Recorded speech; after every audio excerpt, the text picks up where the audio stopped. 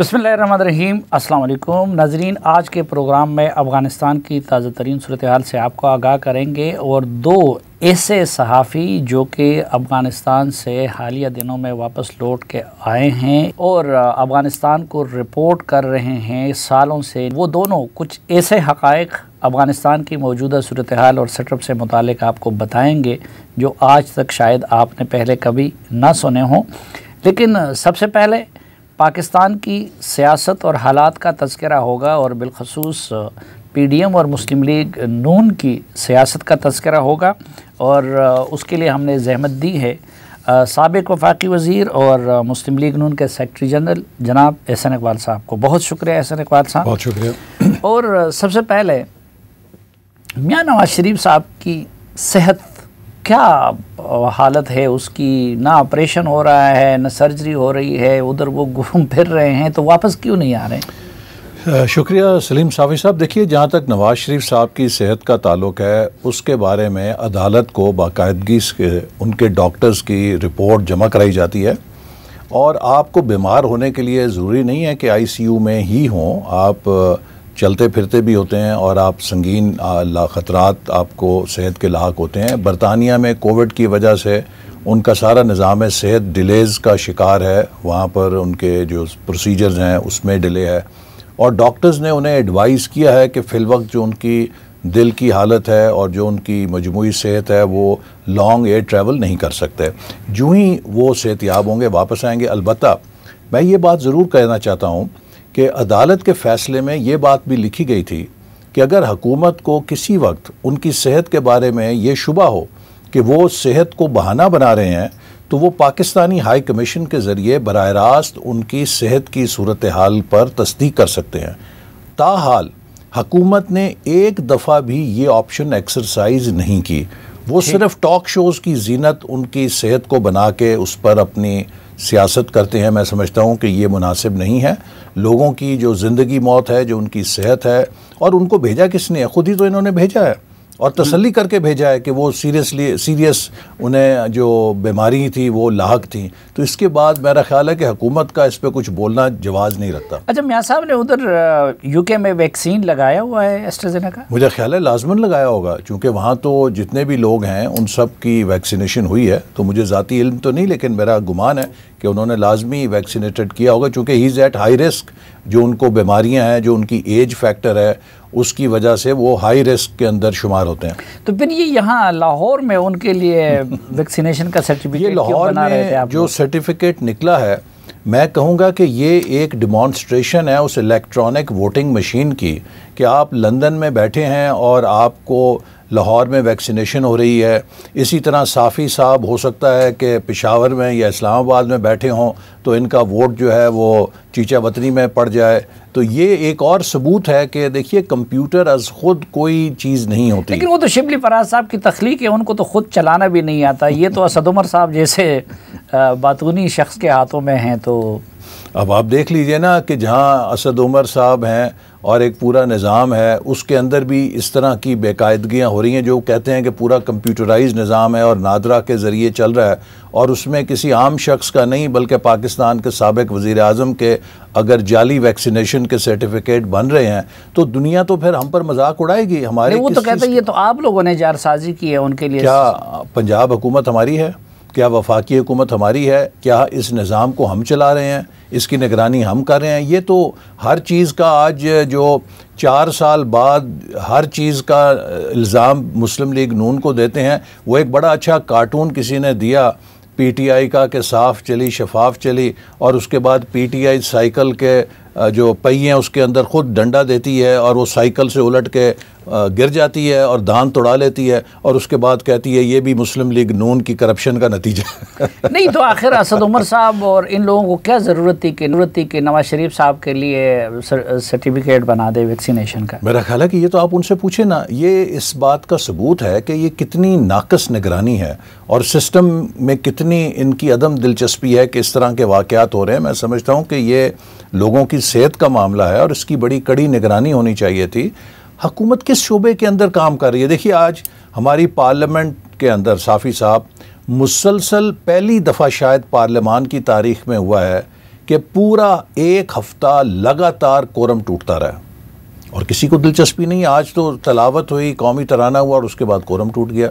और इजलास जो है, उन्होंने ये कोशिश भी नहीं की कि कोई आधा घंटा पौना घंटे के लिए इजलास मौखर करें, सीधा ही मंडे तक मौखर कर दिया। तो ये आप लोगों ने इसे जाली कहा था, अब वो जाली पार्लियामेंट को भी वो इतनी वक़्त नहीं दे रहे जिस तरह आप फरमा रहे हैं। आप लोग इसमें बैठे क्यों हैं, निकलते क्यों नहीं? देखिए ना, हमें तो वहाँ पर बैठ के इस फोरम को खाली नहीं छोड़ना, क्योंकि अगर हम निकलें तो जिस किस्म की ये कानून साजी कर रहे हैं, जिस किस्म का ये आइन के साथ उसका हुलिया बिगाड़ना चाहते हैं, अगर हम यहाँ ना बैठे हों तो अब तक तो ये पता नहीं आइन में किस किस नौइयत की तब्दीलियाँ कर चुके होते, पता नहीं कवानीन को कहाँ कहाँ ले गए होते। आप देखिए ना, जो हुकूमत दीदा दिलेरी के साथ इलेक्शन को चुराने के लिए वोटर लिस्ट इलेक्शन कमीशन से उठा के वजारत दाखिला के मतहत कर दे, ताकि वो अपने मन मर्जी के वोटर्स लिस्ट बना सके, जिसका वोट चाहे डाल दे, जिसका चाहे निकाल दे। इसी तरह दीगर इंतज़ामी इक़दामात करे जिनका कोई आइन और कानून इजाज़त नहीं देता। तो अगर अपोजिशन वहाँ पर इनका मुकाबला ना करे, इन चीज़ों को बेनकाब ना करे, तो ये तो बहुत आसानी के साथ अपने एजेंडे को पूरा कर लेंगे। निज़ाम को शफाफ बनाने के लिए वो इलेक्ट्रॉनिक वोटिंग मशीन ला रहे हैं, तो आप लोगों को उससे इतनी चिढ़ क्यों है? देखिए, वही वज़ीर आज़म के जिन्होंने कुछ अर्सा पहले ये फरमाया था कि जर्मनी और जापान हमसाया हैं, अब उन्होंने फरमाया है कि जर्मनी का जो इलेक्शन हो रहा है वो इलेक्ट्रॉनिक वोटिंग मशीन पे हो रहा है। हालांकि 2009 में जर्मनी की सुप्रीम कोर्ट ये बात करार दे चुकी है कि इलेक्ट्रॉनिक वोटिंग मशीन गैर शफाफ तरीका इंतखाब है, लिहाजा ये गैर आइनी है और इस पर अमल नहीं किया जा सकता। लिहाजा जर्मनी में जो वोटिंग है वो पेपर बैलेट के ज़रिए होती है और हमारे वज़ीर आज़म इतने बेखबर हैं कि इलेक्ट्रॉनिक वोटिंग मशीन जर्मनी में इस्तेमाल करवा रहे हैं। और जिस तरीके से तो सालों से इस प्रपोजल पे काम क्यों हो रहा था? फिर आपकी हुकूमत भी आई, पीपल्स पार्टी की भी आई। देखिए ना, ये हुआ, इलेक्शन कमीशन ने इसका पायलट किया और इलेक्शन कमीशन की वो रिपोर्ट मौजूद है कि उन्होंने इसे गैर मौजू करार दे दिया। दूसरी बात यह कि साफ़ी साहब कि जहाँ ये कामयाबी से चला है वहाँ पर एक अहम इसकी ज़रूरत यह है कि जो आपका निज़ाम है वो गैर जानिबदार हो। इलेक्ट्रॉनिक वोटिंग मशीन किसके कब्ज़े में होगी? रियासत के कब्ज़े में होगी, इंतज़ामी मशीन के कब्ज़े में होगी। लिहाजा इसको टेम्पर करना बहुत आसान है। एक चिप आपने बदलनी है, आप 3.5 लाख मशीनों में से 10-20 हज़ार मशीनों में कुछ चिप लगा दें और उन्हें प्रोग्राम कर दें, आपका पूरा इलेक्शन आराम से लैपटॉप के जरिए चुराया जाएगा। चिप तो अभी बदला नहीं है, लेकिन आप लोगों का मौक़िफ़ बदल गया। कल तक आप लोग कह रहे थे कि ये इलेक्शन कमीशन इसमें हिम्मत नहीं है, पार्टी फंडिंग केस नहीं सुन सकती, आप लोगों ने उसके सामने मुजाहरे किए। आज वो इलेक्शन कमीशन आप लोगों का फेवरेट बन गया, आप उनके साथ खड़े नहीं। देखिए, हम तो एक असूल का साथ दे रहे हैं। अगर हुकूमत ये कहेगी कि कोई इदारा उनकी डिक्टेशन नहीं मानता तो उसको आग लगा दी जाए, तो यकीनन हम इसके ऊपर एहतजाज करेंगे, इसका हम हाथ रोकेंगे। एक एक करके साफ़ी साहब, जो मेरा ख़दशा है कि हमें बदतरीन इंस्टीट्यूशनल एनार्की में धकेल दिया गया है। इस वक्त पाकिस्तान को शदीद ख़तरात हैं। पार्लियामेंट बेवक़्त हो गई है, आपकी अदलिया की ये हालत हो गई है। मैंने कम अज़ कम अपनी ज़िंदगी में ये नहीं देखा था कि सुप्रीम कोर्ट का चीफ जस्टिस बेंच के ज़रिए फ़ैसला दे और 6-6 महीने गुजर जाएं, उस फैसले पे अमल ना हो और उसका देखे भी ना को उस तरफ, ना सुप्रीम कोर्ट देखे और ना अमल करने वाले देखें, रद्दी की टोकरी में फेंक दे। देखिए, लोकल बॉडीज़ जो हैं पंजाब की 25 मार्च को बहाल हुई। आज हम जब ये प्रोग्राम कर रहे हैं, सितंबर का महीना गुजर चला है, हुकूमत ने उसको रद्दी की टोकरी में फेंका, कोई पूछने वाला नहीं। क्या कभी आला अदलिया की इतनी बेतौकीरी आपने ज़िंदगी में देखी?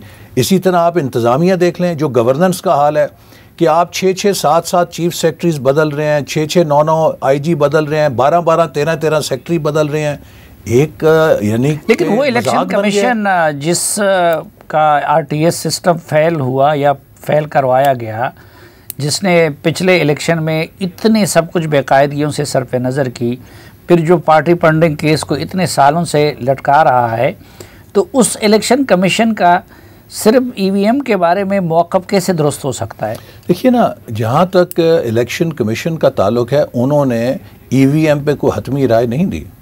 उन्होंने कहा है कि हमारे ये ख़दशात और तहफ़्फ़ुज़ात हैं, और वो सारे अपोजिशन भी अपने तहफ़्फ़ुज़ात वही बयान कर चुकी है, और ये वो तहफ़्फ़ुज़ात हैं जो दुनिया भर के कंप्यूटर साइंस के एक्सपर्ट्स ने ऑन रिकॉर्ड बयान किए हुए हैं। अमेरिका के अंदर जो उनकी होमलैंड सिक्योरिटी है उसकी रिपोर्ट मौजूद है जिसने इस पूरे ऑनलाइन और इंटरनेट वोटिंग को गैर शफाफ और गैर महफूज करार दिया हुआ है। अगर इलेक्शन कमीशन आपसे ये सवाल पूछता है, चूँकि उसकी आइनी जिम्मेदारी है कि वो फेयर एंड फ्री इलेक्शन कराए, कि जी ये तहफ़्फ़ुज़ात हैं, इनका जवाब दीजिए, तो उसके ऊपर हम आपको आग लगा देंगे। देखिए, इसका मतलब ये है कि आप इंस्टीट्यूशंस को बुली कर रहे हैं। और क्यों कर रहे हैं, मैं ये बात अहम है, चूँकि इलेक्शन कमीशन ने डस्का के ऊपर जो धांधली हुई, जहाँ प्रिजाइडिंग अफसर उठा लिए गए, उसके ऊपर रिपोर्ट देनी है। अगरचे वो डिले हुई है और उसको इतनी ताख़ीर नहीं होनी चाहिए थी, लेकिन वो मुतवक्के है किसी वक्त भी। दूसरी तरफ फॉरेन फंडिंग केस में जो कमेटी थी वो अपनी रिपोर्ट मुकम्मल कर चुकी है और वो भी कमीशन को भेज चुकी है और वो भी आ सकती है किसी वक्त या जल्दी आएगी। तर्ज़ अमल से आप एक आइनी इदारे को बुली कर रहे हैं, ब्लैकमेल कर रहे हैं कि वो आपके मर्ज़ी का फ़ैसला दे, आप उसे दबाव में ला के अपना मर्ज़ी का फ़ैसला लेना चाहते हैं कि हमें क्लीन चिट मिले। मैं समझता हूँ कि ये एक बहुत ख़तरनाक रवायत है कि इस तरीके से आप इदारों पर दबाव डाल के अगर उन्हें काम करने से रोकेंगे फिर तो हमारे मुल्क में एनार्की होगी। ये नाज़रीन एहसन इकबाल साहब से ये भी पूछेंगे कि जो PDM था, जिसका पहले बड़ा गलगला था अफ़गान नेशनल आर्मी की तरह, लेकिन अब वो PDM की वो हालत हो गई है जो अफ़गान नेशनल आर्मी की हो गई है। एहसन इकबाल साहब से जानेंगे कि PDM की ये हालत किसकी वजह से हो गई है और आगे जाके अपोजिशन का लाएमल क्या होगा, एक वक्फे के बाद।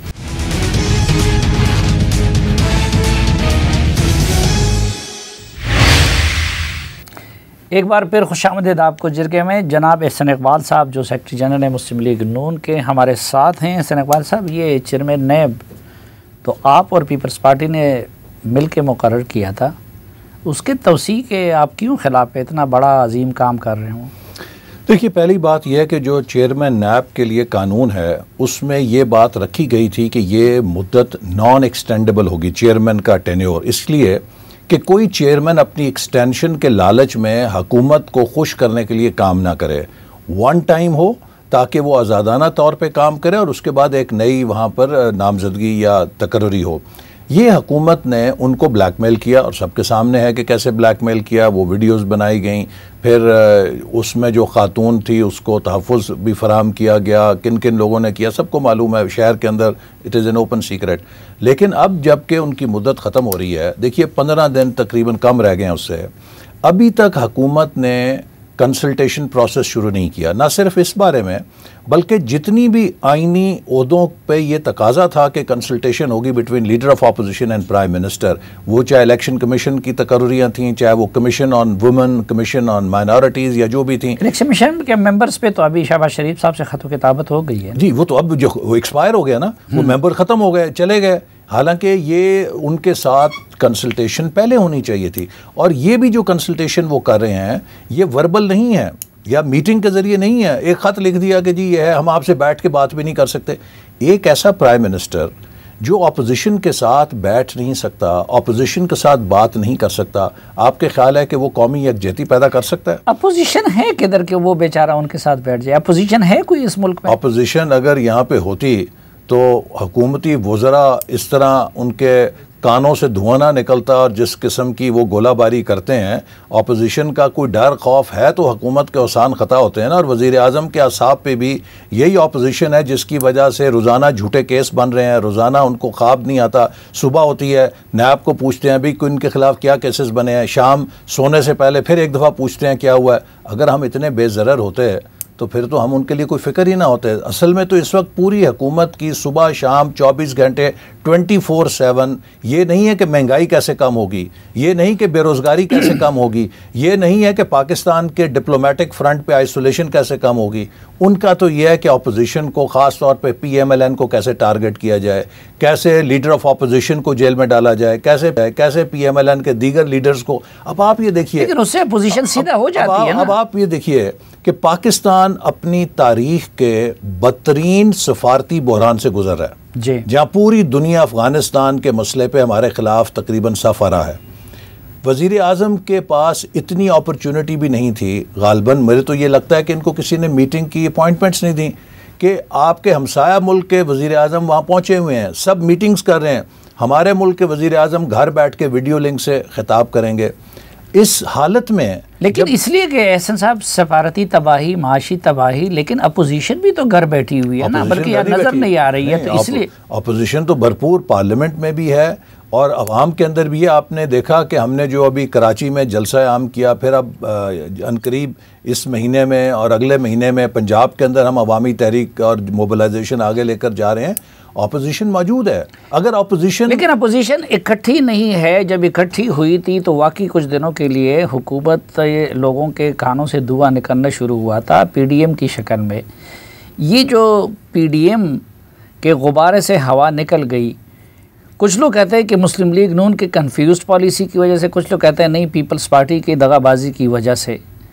क्यों पीडीएम की जान किसने निकाल दी? बदकिस्मती यह है कि अगर 26 मार्च को लॉन्ग मार्च हो जाती और उसके बाद सारी अपोजिशन इज्तिमाई इस्तीफ़े दे देती, जैसे कि 10 में से 9 जमातों का ख्याल था, सिर्फ पीपल्स पार्टी ने इख्तलाफ किया, अगर वो अमल हो जाता तो आज सूरत हाल बड़ी फ़र्क होती। और हमें इस बात का दुख है कि पीपल्स पार्टी जिसकी इतनी एक डेमोक्रेटिक बैकग्राउंड है, उसने ऐसा क्यों किया, बाकियों के साथ उसने क्यों साथ नहीं दिया। उनकी अपनी पॉलिसी हो सकती है, लेकिन हैविंग सेड दिस, आप ये देखिए कि पार्लियामान के अंदर और जो भी कोई कलीदी इशू है, इसके बावजूद कि पीपल्स पार्टी पीडीएम का हिस्सा नहीं है, हमने ऑपोजिशन ने मिलकर हुकूमत का मुकाबला किया है। चाहे वो ईवीएम और इलेक्टोरल रिफॉर्म का धांधली का पैकेज हो उसके ऊपर, चाहे वो नैब के चेयरमैन की तकर्री है या कोई भी ऐसा मामला है, तो ऑपोजिशन एक सतह पर यकीनन आज भी मुत्तहिद है। कोई भी कौमी इशू जो है वो हमारे, तो आप और मौलाना का भी मामला बिगड़ता हुआ नज़र आ रहा है। ये इंतखाबी इस्लाहात कमेटी में बैठ के आप लोगों ने उनको क्यों ऑन बोर्ड नहीं लिया? मेरा ख्याल नहीं, जहाँ तक मेरा इल्म है और मेरी मालूमात हैं, उनकी जो कौमी असम्बली में मेंबर हैं मोहतरमा शाहिदा साहबा, वो उस मुशावरत के अंदर शरीक थीं। और ये मौलाना साहब का जो मौक़िफ़ है वो भी वज़नदार है कि ये हुकूमत तो नाकाबिले एतमाद है और इनके साथ जो भी आप बात करते हैं बाद में पशेमानी होती है। लेकिन जो ख्याल था वो यही था जो लीडरशिप का अपोजिशन में, कि हमें हुकूमत को ये भी तासुर नहीं देना चाहिए कि जी अपोजिशन मैं ना मानूँ के ऊपर है। अगरचे हमने हर मुशावरत में हिस्सा लिया है, कौमी असम्बली की स्टैंडिंग कमेटी में, सैनेट की स्टैंडिंग कमेटी में अपनी तजावीज़ दी हैं, हुकूमत ने उन्हें नज़रअंदाज किया। और ये बात मैं वाज़े कर दूँ कि ये जो इलेक्टोरल रिफॉर्म कमेटी बनाई गई थी, इसका बुनियादी असूल ये है कि अगर किसी बात पे कंसेंसस नहीं होगा उसको कबूल नहीं किया जाएगा। अच्छा, उसको कबूल नहीं किया जाएगा। एक तो वो कहते हैं कि चलो अपोजिशन क्या कर लेगी, लेकिन आप लोग भी तो ये शिकायत करते हैं ना कि हर इलेक्शन में धांधली होती है, तो आप लोगों की तजावीज़ या सिफारिशात क्या हैं? देखिए, हुकूमत का मैं आपको एक बात कहना चाहता हूँ। मैं 93 से इलेक्शन लड़ा हूँ जी। पाकिस्तान में साफ और शफाफ इलेक्शन के लिए सिर्फ एक रिफॉर्म की ज़रूरत है, ऑफ रिफॉर्म्स। इन्हीं मुरवजा कवानीन के तहत हम बेहतरीन इलेक्शन करा सकते हैं अगर पाकिस्तान की रियासती मशीन गैर जानिबदार रहे। हमारा मसला इलेक्टोरल रिफॉर्म नहीं है, कवानीन नहीं है, हमारा मसला ईवीएम नहीं है, हमारा मसला ये है कि रियासती मशीन। अभी आप देखिए कंटोनमेंट बोर्ड में इलेक्शन, वो तो 80s में और 90s के शुरू में आपके हक में भी जानिबदार रही ना, जिसके हक में तो दूसरे लोग इतराज़ करते थे। अभी ये कंटोनमेंट बोर्ड के इलेक्शन हुए हैं, इसमें वाज़े तौर पे कोई ऐसी मुदाखलत नज़र नहीं आई। नतीजा क्या हुआ कि सब ने उन नताइज को कबूल किया, ना अपोजिशन ने शोर मचाया ना हुकूमत ने शोर मचाया। मैं समझता हूँ कि ये एक वो बुनियादी फ़र्ज़ है कि जो हमारी इस्टेब्लिशमेंट को इस मुल्क के हालात के पेश नज़र और ख़ुद अपने वक़ार के पेश नज़र अब कबूल करना होगा कि अगर हमारे मुल्क की इस्टेब्लिशमेंट और रियासती इदारे गैर जानिबदार हो जाएँ तो मौजूदा कवानीन के तहत आप बेहतरीन शफाफ गैर मुतनाज़ा इलेक्शन करा सकते हैं। अच्छा, यानी अब वाहिद वजह वही है 99%। और आपका निज़ाम जो है आप पेपर के ऊपर, लेकिन आप ये मानते हैं कि शुरू में उन्होंने आपके हक में मुदाखलत की थी, आजकल पीटीआई के? देखिए 80s और 90s में कभी हमारे हक में की, कभी पीपल्स पार्टी के हक में की, और यही चीज़ है कि जिसकी वजह से जो चार्टर ऑफ डेमोक्रेसी जब 2006 में हुआ तो मोहतरमा बेनज़ीर भुट्टो साहब और नवाज शरीफ साहब, तो अब अगर दोबारा आप लोगों की सुलह हो जाए और आपके हक पे करने लग जाए तो फिर आपको नहीं, हमें अवाम, देखिए यही मसला पैदा होता है, हमें एक मुंतखब नुमाइंदा हुकूमत की ज़रूरत है जो अवाम की तायद रखे, अवाम की तायद से है। और ये बात भी मेरा ख्याल है कि हमें सोच लेनी चाहिए कि कोई भी ऐसी हुकूमत जो इस मुल्क में इक्तिसादी एजेंडा रखती होगी वो पाकिस्तान के अंदर इंतशार नहीं पैदा करना चाहेगी। वो चाहेगी कि हर कोई हम आहंगी के साथ मुल्क की तरक्की में आइन के तहत ऐसा सब एक इतराज़ पाकिस्तान पे ये भी हो रहा है रियासत पे कि जी इसके अपने लिए कुछ और मायारात हैं, पड़ोसियों के लिए कुछ और है। अफ़गानिस्तान में इस वक्त जो तब्दीली आई है, मुस्लिम लीग नून का उस पर क्या मौक़िफ़ है? वो तालिबान को अफ़गानिस्तान के जायज़ हुक्मरान समझती है? गवर्नमेंट को आप क्या सजेस्ट करते हैं कि तालिबान की हुकूमत को रिकॉग्नाइज़ करना चाहिए, नहीं करना चाहिए? देखिए, पहली बात जो असूली है मैं ये कहूँगा, और यहाँ पर हमारी रियासत को भी माजी में जो गलती हुई है उसे सीखना चाहिए। हिंदुस्तान से हमारा क्या झगड़ा है? हम कहते हैं कि ये आपका जोग्राफिया बड़ा है लेकिन ख़ुद मुख्तारी हम सब की बराबर है। जो ख़ुद मुख्तारी है वो जोग्राफिया से और आपकी मुआशी हालत से नहीं जुड़ी होती, वो सब की बराबर होती है। चाहे वो अमेरिका जैसी सुपर पावर हो, चाहे वो हेटी जैसा एक छोटा सा मुल्क हो, ख़ुद मुख्तारी सब के लिए एक जैसी है। तो हम हमेशा अपने मशरक़ में ये असूल रखते हैं कि भारत को कोई हक़ नहीं है कि वो हमारे किसी दाखिली मामले के अंदर दखल अंदाज़ी करे इस बिना पे कि वो जोग्राफिया में बड़ा है। अब यही असूल मगरब में भी लगता है कि अफ़गानिस्तान चाहे हमसे छोटा मुल्क हो या मुआशी तौर पे जैसा भी हो, वो एक ख़ुद मुख्तार मुल्क है और हमें उसकी ख़ुद मुख्तारी का एहतराम करना चाहिए। जो उनके दाखिली मामलात हैं वो अफ़गान के अवाम जो हैं वो ख़ुद काबिल हैं कि वो तय कर सकें। और जहाँ तक उनकी हुकूमत है उसके हवाले से जो इस वक्त एक फ़ज़ा है बैनुल अक़वामी, पाकिस्तान को अपने दोस्त ममालिक से करीबी रवाबत रखना चाहिए। और मेरा ख़्याल है कि अगर हम इस वक्त कोई भी अकेले फ़ैसला करेंगे तो वो ना अफ़गानिस्तान के हक़ में अच्छा होगा ना पाकिस्तान के मफाद में होगा। हमें अपने दोस्तों के साथ मिलकर एक कलेक्टिव फ़ैसला करना चाहिए। दोस्त ममालिक मीन्स मेरा ख्याल है कि इस खित्ते के जो ममालिक हैं, जो अफ़गानिस्तान के हमसाया ममालिक हैं, उसमें चाइना है, उसके अंदर गल्फ़ कंट्रीज़ हैं जिनके साथ हमारे करीबी ताल्लुकात हैं, और फिर बिलखसूस यूरोपियन यूनियन और अमेरिका को भी हम नज़रअंदाज नहीं कर सकते चूँकि उनके पाकिस्तान के हवाले से काफ़ी अहम रोल है। हमारी एक्सपोर्ट सारी यूरोप और अमेरिका जाती हैं 70% के करीब। तो लिहाजा हमें एक बैनुल अक़वामी कम्युनिटी को, इसीलिए मैं कहता हूँ कि इस जनरल असम्बली के इजलास में हमें प्रोएक्टिव डिप्लोमेसी के लिए वहाँ मौजूद होना चाहिए था। We are absent. तो शाह महमूद साहब और शहरयार अफरीदी साहब गए हुए हैं ना? जी, शहरयार अफरीदी साहब ने मैनहट्टन के अंदर जो डिप्लोमेसी की है कि आप अमेरिका को उनकी रवायात और सोसाइटी के ऊपर एक पूरा लेक्चर दे रहे हैं। अमेरिका में जो कुछ भी है, मैं वहाँ पढ़ा हुआ हूँ, मैं समझता हूँ कि आज भी रात को 2 बजे अगर अमेरिका में कोई ख़ातून तन्हा निकल जाए तो उसको वो ख़तरात नहीं हैं जो हमारी सोसाइटी के अंदर रात को कोई तन्हा ख़ातून निकले तो उसको जो अदम तहफ़्फ़ुज़ होगा। हमें अपने गिरबान में झांकना चाहिए। हम अमेरिका को जाके लेक्चर दे रहे हैं कि तुम्हारे ख़वातीन के इमरान खान के सिपाही देखे मैनहट्टन में अमरीकियों के मुंह पे उनको सुना दी, उधर जाके उधर रहे, बस भुगतने फिर आगे। बहुत शुक्रिया एहसन साहब। नाजरीन, एक मुख्तसर सी ब्रेक और वापस आएंगे तो अफ़गानिस्तान के ताज़ा तरीन हालात का तज़किरा होगा बाखबर तरीन सहाफ़ियों के साथ।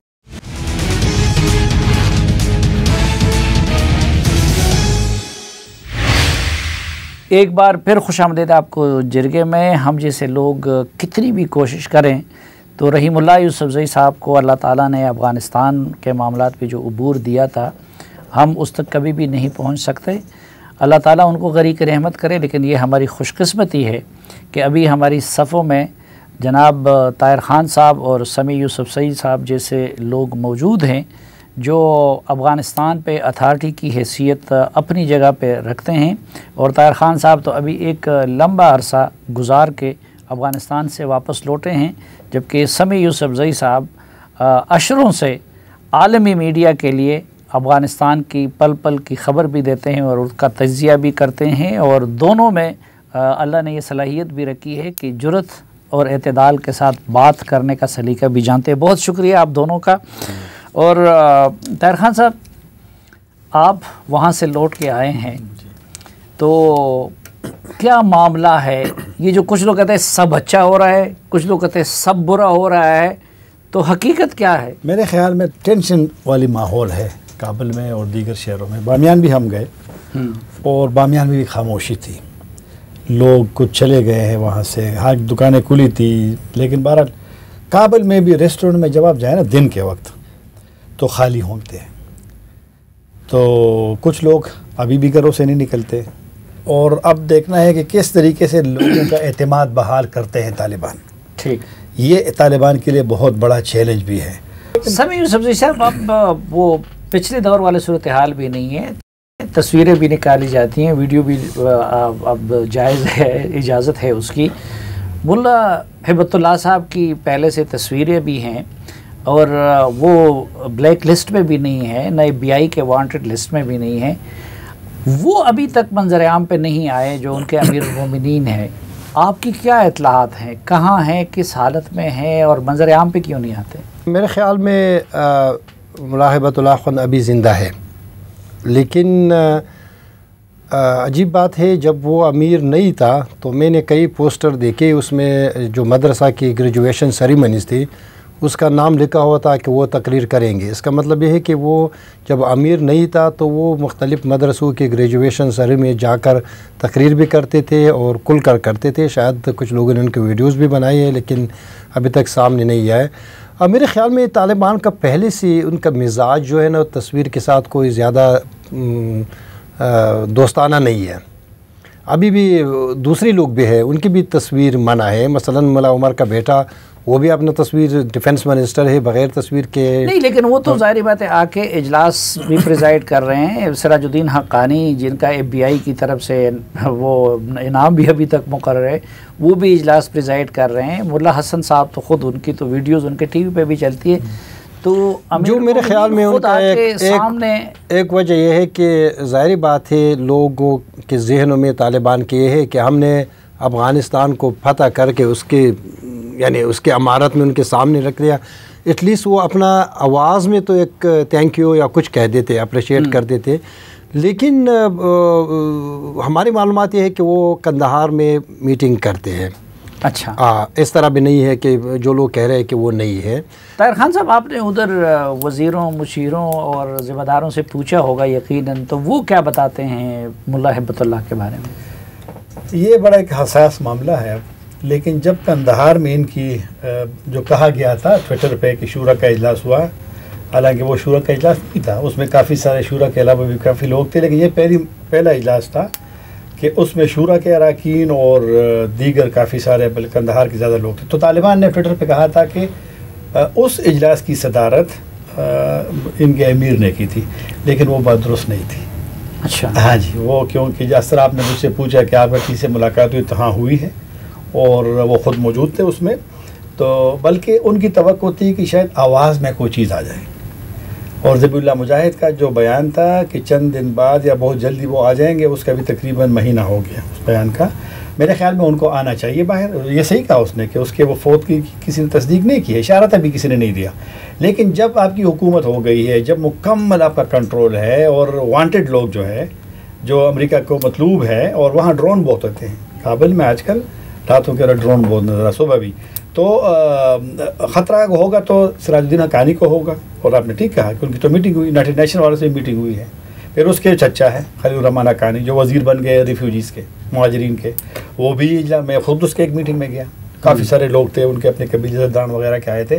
तो अगर वो लोग जाते हैं दफातर में, तो अमीर का तो लोग सुनना चाहेंगे कि चलो अगर नहीं आते, तो वो सामने नहीं आते, तो अपनी आवाज़ में उसी में करते या अभी करते, तो उस वजह से। अच्छा, समी यूसुफज़ई, आपको आगे जाके अमेरिका, नेटो और तालिबान के ताल्लुकात कैसे नज़र आते हैं, और क्या इसके बाद भी ड्रोन का इस्तेमाल करके अमेरिकी कोई कार्रवाई कर सकते हैं अफ़गानिस्तान में? मेरे ख़्याल में असल में तालिबान का एक ख्वाहिश है कि उनको कि हुकूमत को रिकग्नाइज़ किया जाए, लेकिन इस ख्वाहिश के लिए उनको थोड़ा सा काम करना पड़ेगा, थोड़ा सा अपने पॉलिसियों में एतदाल लाना पड़ेगा। मेरे ख़्याल में अगर तालिबान एक कदम आगे आ जाता है तो दुनिया जो है ना, वो कई कदम आगे आकर उनको इस्तकबाल कर सकते, इसलिए कि दुनिया को और अफ़गानों को अब इसका इदराक है कि तालिबान एक हकीकत है। चाहे आप उस पर टेररिज्म का लेबल लगाए, आपने उनके साथ मुज़ाकरात भी किए और डील भी किया, अमरीकी भी अफ़गानिस्तान से निकले, और इस वक्त वो एक नाकाबिल शिकस्त क़ुव्वत भी है अफ़गानिस्तान में। लेकिन मेरे ख़्याल में तालिबान के अंदर एक कमी है, वो या सलाहियत नहीं है या वो दिल से नहीं चाहते कुछ लोग उनके इतने सादा है, जब उनसे कहते हैं कि देखो ना अब दुनिया के मामलात ऐसे नहीं चलेंगे, वो कहते नहीं खुदा ने हमें रिकग्नाइजेशन दिया है या ने हमें बाकी हमें कोई ज़रूरत नहीं। जब बात करते हैं कि देखो ना इकानमी भी होता है, फिर कहते हैं रिज़्क़ खुदा देते हैं। तो मेरे ख़्याल में तालिबान के अंदर कुछ लोग हैं जो इनको सख्ती से इन चीज़ों का इदराक है कि इंटरनेशनल कम्युनिटी के बग़ैर जाना नामुमकिन है, लेकिन उसमें जो वो अपनी तरफ से बात नहीं करते, उनको डर है। जो तालिबान में जो रिलीजन जो स्कॉलर्स है उनका बड़ा पावरफुल अथॉरिटी है और बदकिस्मती से वो बड़ी पुरानी ज़माने के जहनियत रखने वाले लोग हैं। नहीं तो सिर्फ ये होगा कि वो रिकॉग्नाइज़ नहीं करेंगे, एसेट फ्रीज रखेंगे, या कि फ्यूचर में इनका और उनका दोबारा भी कोई तनाज़ा बन सकता है? ज़ाहिर बात है तनाज़े इसके बाद उठेंगे। जब आप तालिबान पर प्रेशर डालेंगे तो तालिबान भी ऐसे कार्रवाई करेंगे कि जिस तरह आप अपसेट हो। जिस तरह पहले उन्होंने बुद्धा के मुजस्सिमों को उड़ा दिया, उसका एक वजह ये था कि दुनिया को कहना कि आप हमारे हुकूमत को तस्लीम नहीं करते, हम भी आपको ऐसे कहेंगे कि आपको इन्वाइंग करेंगे, आपको अपसेट करेंगे। तो मेरे ख़्याल में ये जो लिस्ट वगैरह है, तालिबान का हुकूमत नहीं था, लेकिन ये तालिबान के लीडर सारी दुनिया में घूमते फिरते थे। ठीक, तो खान साहब आम तासुर ये दिया जा रहा है तालिबान की तरफ से कि उनके यहाँ बहुत बड़ी तब्दीली आ गई है, तो वाकई कोई तब्दीली आ गई है या कि पाकिस्तान की तरह की तब्दीली आई है तालिबान में? कुछ तब्दीली तो है, उसमें कोई शक नहीं है। अब जब 1996 में गए काबुल में, तो सबसे पहले यूनाइटेड नेशन कंपाउंड में जा कर के डॉक्टर नजीब को वहाँ से उतराया, उसके भाई समेत उसको फांसी दी। इस दफ़ा तो उनके लोग जब गए हैं तो फिर हामिद करज़ई साहब से मिले हैं, डॉक्टर अब्दुल्ला से मिले हैं, हिकमत यार साहब से मिले हैं। गो के जो उनके तवक्कुआत थी उस तरह तो नहीं हुआ, बल्कि लेकिन मतलब है कि वो एक प्रोटोकॉल उसको दिया है। लेकिन जो उनकी ख्वाहिश है या दुनिया का डिमांड है इंक्लूसिव गवर्नमेंट का, उसका कोई इम्कान नज़र आता है कि दुनिया जिसको इंक्लूसिव कहती है उस हुकूमत पे आमादा हो जाए? वो उसका इम्कान बिल्कुल नहीं है। और मैंने वहाँ सुना काबुल में कि जब भी उनकी मीटिंग वगैरह होती है, उसमें कहा कि जिस बंदे ने, ये मैंने सुना कि हम ज़िम्मेदारों ने कहा था कि अगर एक दिन भी 20 साल जो हुकूमतें रही है उसमें किसी ने गुजारा है, उसके लिए कोई जगह नहीं। और वैसे भी तालिबान देखो ना, ये जो दोबारा काबीना में जो एक्सपेंशन हुई है, तोसी जो हुई है, ये तो तालिबान के अंदर प्रेशर था उन पे कि आपने अहम लोग हैं। ये जो तोसी से पहले 13 शूरा के अराकीन, रहबरी शूरा के, वो काबीना से बाहर थे। वो तो इब्राहिम सदर और वो भी आ गए ना, इस तरह के लोग थे। लेकिन इसमें तो वो कहते हैं कि जी हमने तो ताजिक भी डाल दिया अजीज़ी साहब को, और हमने जो है वो उज़्बेक भी डाल दिया। 90% उनके अपने लोग हैं और मुमकिन है कि 1-2-3 उनके हामी हो, लेकिन उसमें वो लोग नहीं है जिसको दुनिया चाहती है। अच्छा। और अगर वो नहीं होंगे उसमें तो उनके लिए इमरान खान साहब बार बार नहीं कह रहे हैं, अभी जो उन्होंने BBC को इंटरव्यू दिया है तो उसमें तो एक शराइत किस्म के लगाए हैं। ये जो इमरान खान साहब और हमारे बाकी वज़रा इस तरह के बयानात देते हैं, उनकी एक वकालत करते हैं, दुनिया से कहते हैं उनको रिकॉग्नाइज़ करें, कभी उनसे डिमांड करते हैं, इसको वो किस तरह लेते हैं? मनफी लेते हैं। उनकी ख्वाहिश होती है तालिबान की कि कोई भी इसी तरह बयान ना दे जिनको वो मुदाखलत समझते हैं। नहीं तो ये तो उनके हक में देते हैं, वो ये कहते हैं हम उनके लिए लॉबिंग करते हैं, इस पे क्यों नाराज़ होते हैं? ये उनके लिए वो एम्बेरेसिंग का उर्दू में आप लफ्ज़ मुझे तय हजीमत कहें, जो भी कहें, उनको अच्छा नहीं समझते इन बयानात को। उनको और किसी और मुल्क ने बयान दिया है, आप मुझे बताएं ना। रूस, हाँ, रूस और चीन और पाकिस्तान के अभी जो खुसूसी नुमाइंदगान गए थे, उसकी जो मैंने मालूमात ली है, पाकिस्तान ने रूस और चीन वालों से कहा था कि आप लोग थे और चीन वाले थे जिसका आपने इंटरव्यू भी किया है कि आप बोलें, हमारे लोग ज़्यादा सादिक साहब ज़्यादा नहीं बोले, उनको मौका दिया है। क्योंकि मुमकिन है कि रूस से और चीन से और ईरान से तालिबान का रिश्ता एतमाद का मेरे ख़्याल में पाकिस्तान से भी ज़्यादा है। और ये तो लिहाजा बयानात ये वो भी तो खैर खलवत में वो मिले हैं, तो खलवत में तो आप डिमांड भी कर सकते हैं, लेकिन ये तो जलवत में उन्होंने समझाया है उनके लिए डिमांड। यही तो मैं कह रहा हूँ ना, कभी आपने रूस का बयान, हाँ वो कहते हैं कि एंगेज रखो। रूसी सदर का बयान था अभी जो शंघाई कॉन्फ्रेंस में उसने तकरीर की, सब एंगेजमेंट। तो हमारे NSA वज़ीर ख़ारजा इमरान खान जो ये वकालत करती है, हमें उल्टा पड़ रही है। ये उल्टा पड़ रही है, ये बिल्कुल नहीं होनी चाहिए, उनको छोड़ना। अगर वो अमेरिका से 18 महीने में एक एग्रीमेंट करते हैं उनके खिला का, ठीक, तो मतलब है कि कुछ सोच तो उनकी होगी कि मिलिटरीली भी वो जीत गए हैं, फौजी लिहाज से भी, सियासी भी, उसको आप जीत ही कह सकते हैं। अच्छा सभी, ये जो इस मरतबा रूस उनसे मुतालिक पॉजिटिव है, चाइना उनसे मुतालिक पॉजिटिव है, ईरान उनसे मुतालिक पॉजिटिव है, उज़्बेकिस्तान उनसे मुतालिक पॉजिटिव है, तो ये रीजनल कंट्रीज़ अगर उनको रिकग्नाइज़ करते हैं या तो इनके सपोर्ट से तालिबान उन मुश्किलात से निकल नहीं सकते जो वेस्ट की तरफ से उनके लिए बनेंगी? मेरे ख़्याल में तालिबान को अगर सिर्फ पाकिस्तान उनको उनके हुकूमत को इंडोर्स करते या कुछ और ममालिक, ये तालिबान के लिए एक बहुत बड़ी हौसला अफ़ज़ा ख़बर होंगे। लेकिन तालिबान को अब ये है कि वो समझते हैं कि जिन लोगों ने 96 में इतनी बुरी हालात में और इतनी सख्त पॉलिसियों के बावजूद कबूल किया था, अब वो कबूल नहीं करते, तो उससे वो नाराज़ हो रहे हैं। चाइना की सिंपैथीज़ है, रशिया के है, उज़्बेकिस्तान ताजिकिस्तान के है। लेकिन मेरे ख़्याल में अब देखते हैं कि तालिबान के जो अमली इक़दामात है वो क्या है, इसलिए कि कुछ ममालिक नहीं चाहते कि उनको रिकग्नाइज़ भी करे और फिर तालिबान चेंज भी ना हो जाए, इस पर ये लेबल बाजा कि उन्होंने जल्दी में एक इक़दाम किया। इसी वजह से पाकिस्तान भी डबल माइंड है। अगर उसको रिकग्नाइज़ करते हैं तो फिर हो सकता है कि कुछ अमेरिका या और लोग इस पर आ जाए। आपका बड़ा काम है, रिसर्च है अलकायदा पे, दाइश पे, टीटीपी पे और इनके बाहमी रिलेशंस पे। अब रूस को एक्सपेक्टेशन है कि IMU को निकालें, चीन को एक्सपेक्टेशन है कि ETIM को निकालें, पाकिस्तान को एक्सपेक्टेशन है कि TTP के ख़िलाफ़ कार्रवाई करे तालिबान। क्या लगता है इन मामलात में इन ममालिक के इन तवक्कुआत पे तालिबान पूरे उतर जाएंगे? नहीं, मेरे ख़्याल में अब ये तालिबान के लिए बड़ा मुश्किल फैसला होगा। जो इस्लामी ग्रुप्स है वो कह रहे हैं कि हम इनके ख़िलाफ़ इक़दामात भी करें और मुकाबले में हमें इसके मुकाबले में हमें रिकग्निशन भी ना मिले। चाइना को काफ़ी कंसर्न है और चाइना के ईस्ट तुर्किस्तान मूवमेंट, उसकी तादाद बहुत कम है, लेकिन इसके बावजूद उसके 36 बंदे जो अफ़गान जेलों में थे वो रिहा हो गई है। इसके अलावा उज़्बेकिस्तान का भी अपना इस्लामिक उज़्बेकिस्तान है। लेकिन मेरे ख़्याल में मुझे लगता है कि अब एक जो रीजनल कंट्रीज़ है उसका एक और चीज़ बन रही है, वो ज़्यादा इंसिस्ट करते हैं एथनिक जो बैलेंस है उसके ऊपर।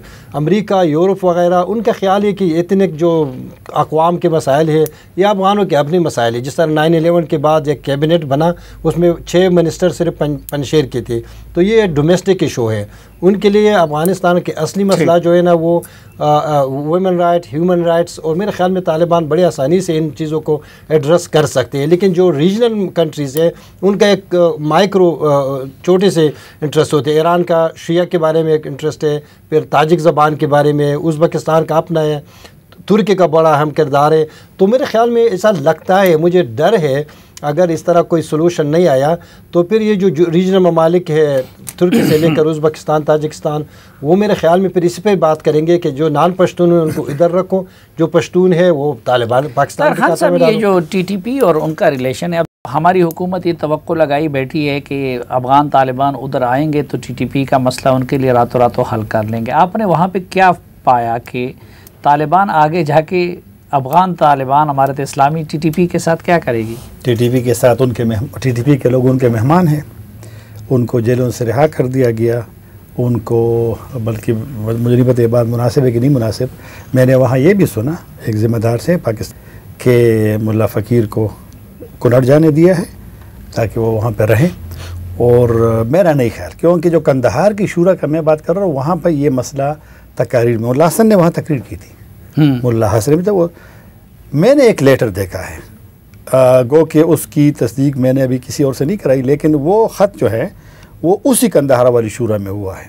अच्छा। और वो पश्तो में है, वो मेरे पास भी मौजूद है। उसमें ये है कि इस्लामी उसूलों के मुताबिक, शरीयत के मुताबिक हम किसी को भी जिहाद, क्योंकि उसको जिहाद कहते हैं, ये जो गैर मुल्की वहाँ है TTP और अलकायदा और सब, ये इनको गैर मुल्की मुजाहिदीन कहते हैं, खारिजी मुजाहिदीन कहते हैं, कि हमें हक़ नहीं है कि हम किसी को उनके जिहाद से या जो भी उनकी कार्रवाई है, क्योंकि वो उनको जिहाद समझते हैं, उनसे रोकें।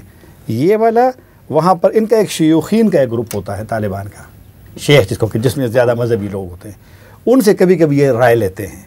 तो ये ख़त उसी राय की बुनियाद पे है। तो मेरा नहीं ख्याल कि अलकायदा या जितने तो भी ये जो सब ममालिक को यकीन दिलाया है कि जी हम बयानात की हद तक तो है, दोहा मुआहिदे में बिल्कुल है। दोहा में दूसरा गारंटी जो नुक्ता है, इनखिला के बाद गारंटी है ना जी, और उनको पता भी है तालिबान को कि इस पे पाकिस्तान के लिए भी ये बड़ा हसास मामला है।